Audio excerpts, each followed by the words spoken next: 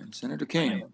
I am. Thank you, Mr. Chairman. And first, Dr. Zachariah, I want to thank you again for the wonderful visit that I had at Oak Ridge with our friend and former member of this committee, Lamar Alexander. It's incredible what you're doing there, and I want to thank you for that. Secondly, I want to join my friend Senator Barrasso in the emphasis and discussion of EPSCoR. I think it's a critically important program, and frankly, I think we're leaving discoveries on the table if we don't empower these wonderful institutions that aren't in the heart of the research ecosystem, but places like the University of Wyoming, Montana, the University of Maine, all across the country. There's a lot of talent there, and EPSCoR is the key to unlocking it. And I hope we can continue to support that. And I certainly look forward to working with Senator Barrasso on that. Let me ask a couple of sort of narrower questions. One of the most promising technologies for the future of a carbon-free world is nuclear fusion.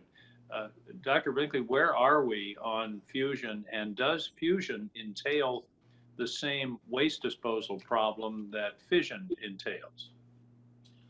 Thank you very much, Senator King, and we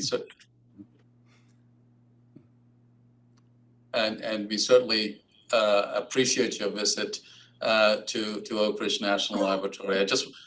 Fusion offers tremendous opportunity of clean, renewable energy for the future. That said, there is tremendous amount of work that needs to be done, and the fact that the U.S. is part of the International ITER project, that is a first demonstration of nuclear fusion capability. But we are also leading the domestic activities in the materials plasma exposure experiment, which is important because taking part out of the fusion plasma and delivering on the grid is a technology that needs to be demonstrated. And of course, it also needs to, we have lots of work to be done, and there's tremendous interest in the private sector in working with the national labs and academia to advance some of these issues and challenges. Let me press you. You said opportunity. You said in the future. Are we talking 2 years, 5 years, 10 years, 20 years? Be more specific. How close are we? Well, I think for commercial applications.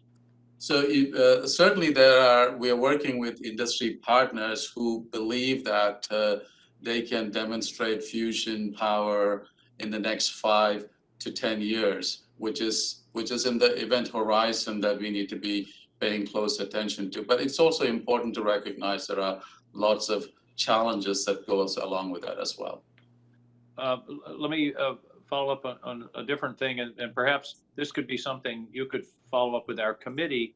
It strikes me that the relationship Oak Ridge has with the University of Maine, which is a kind of hub and spoke memorandum of understanding, is a promising model. We've talked about EPSCoR, but this is another way that we can tap some of the talent and work that's going on around the country. So you don't really need to respond to that, except I hope you'll say it's working well. But then share with the committee how that has worked, and that could be a model for other of the national labs, it seems to me. I completely agree, and be delighted to submit a detailed answer for the record. Let me ask one final question of Mr. Brinkley. One of the most successful scientific research and development projects in living memory was Xerox PARC, or is Xerox PARC, which was a kind of unusual arrangement where a group of very smart people were gathered together without a particular mission. I mean, I know this runs counter to all of our instincts about, missions and definitions and deliverables and all those kinds of things, but they created the laser printer, Ethernet, the GUI interface. I mean, it was one of the most incredible outbursts of creativity and technology and science. And many people say it was because they brought smart people together. They didn't give them an assignment. They said, think about the future of technology and come up with some ideas. Is there space in all of this money that we're talking about for a kind of Xerox PARC model around the country, rather than the narrowly focused grant for a specific problem of carbon capture or storage or whatever? Senator, thank you for that question. It's an interesting concept. I'm pretty familiar with the Xerox PARC model. I'm also very familiar with the AT&T Bell Labs model, where there was essentially, there were certainly technologies that Bell Labs really wanted to mature so that they could be fed into the telecommunications infrastructure.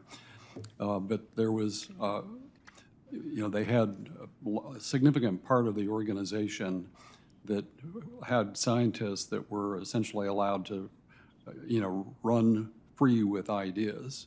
But there was, beyond that, there was a coupling through the Western Electric part of AT&T to actually get these things into product space, which I think was absent in the Xerox PARC model.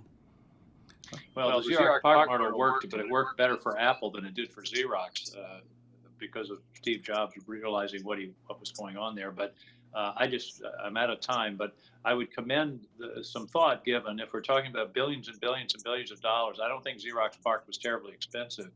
And that there may be a role for a little sort of set aside literal think tanks in the sense of science development. Thank you very much, Mr. Chairman. Thank you for calling this important hearing.